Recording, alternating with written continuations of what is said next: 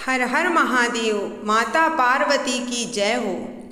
आज मैं आप लोगों को माता पार्वती और गौरैया के विषय में बहुत ही अद्भुत प्रश्न जिसने गौरैया ने पूछा है माता पार्वती से, वो मैं लेकर के आई हूँ। तो इस वीडियो को आप लोग पूरी ज़रूर देखिएगा, क्योंकि इस वीडियो में आपको बहुत ही अच्छा ज्ञान मिलने वाला है। तो अगर आप लोग मेरे चैनल पर पहली बार आए हैं तो मेरे चैनल को सब्सक्राइब कर लीजिएगा और इस कहानी को पूरी ज़रूर देखिएगा। एक गौरैया थी जो माता पार्वती की आराधना करते हुए, शिव जी की आराधना करते हुए मंदिर में गई। वहाँ माता पार्वती और शिव जी विराजमान थे। गौरैया को देख माता पार्वती कहने लगी कि ये गौरैया यहाँ किस उद्देश्य से आई है, जरा इससे पूछिए, इससे पता करिए कि ये क्या कहना चाह रही है, ये इतना दूर से मंदिर पर क्यों आई है। माता पार्वती ने शिव जी से कहा। तब शिव जी ने गौरैया से कहा कि गौरैया, तुम इधर किस उद्देश्य से आई हो। गौरैया ने कहा कि मेरे पास कुछ प्रश्न हैं जो मैं माता पार्वती से पूछना चाहती हूँ। शिव जी ने कहा कि अपने प्रश्न बताओ, क्या तुम्हारे मन में प्रश्न चल रहे हैं, क्या अद्भुत प्रश्न हैं जो तुम माता पार्वती से पूछना चाहती हो।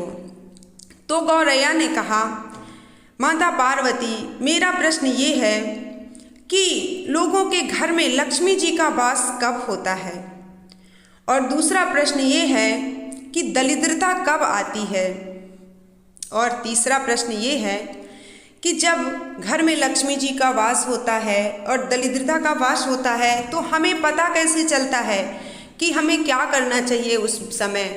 ये तीनों प्रश्न के उत्तर मुझे बताइए, मैं बहुत व्याकुल हूँ। इस दुनिया में घूम घूम करके मैंने ये जाना है कि अगर किसी का घर में दरिद्रता होती है वो दुखी रहता है, घर में लक्ष्मी होती है वो खुशी होता है।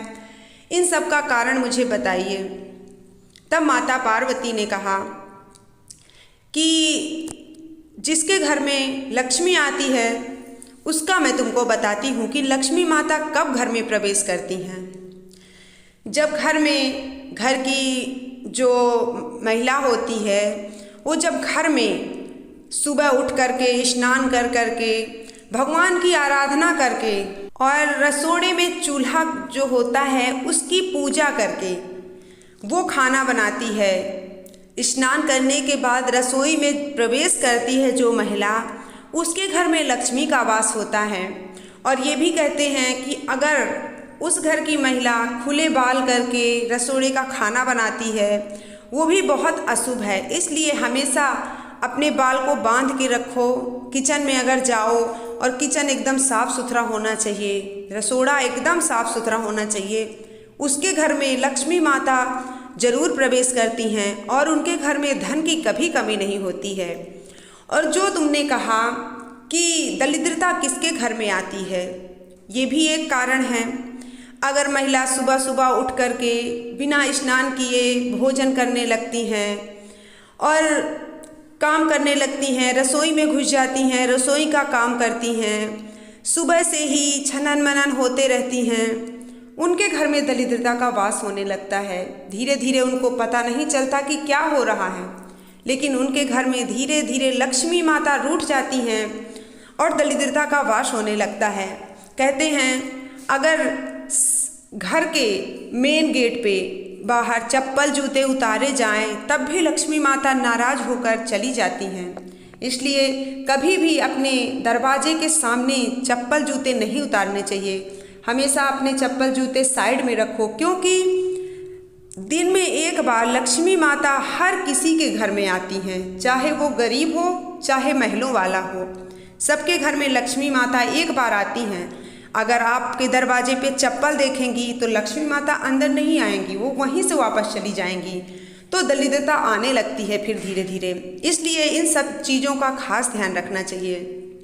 और लक्ष्मी माता जब आती हैं और दरिद्रता आती है उसमें कैसे पता चलता है, तो जब लक्ष्मी माता आती हैं तो वैसे भी खुशियों का खजाना मिल जाता है।